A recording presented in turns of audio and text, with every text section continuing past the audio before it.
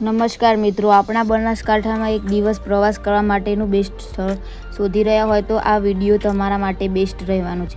કેમ કે આજના વિડીયોમાં હું તમને લઈને આવી છું બનાસકાંઠાના જિલ્લાના દાંતીવાડાથી 10-12 કિલોમીટરના અંતરે આવેલ રાણી પર્વત પર કે જ્યાં આવેલું છે પ્રાચીન સમયનું મહાકાળી માતાજીનું મંદિર. અને આ સ્થળને આપણને બનાસકાંઠાનું મિની પાવાગઢ પણ કહી શકાય છે, કેમ કે અહીંયા 350થી 400 પગથિયાં ચડીને ડુંગર પર બિરાજમાન મહાકાળી માતાજીના દર્શન થાય છે.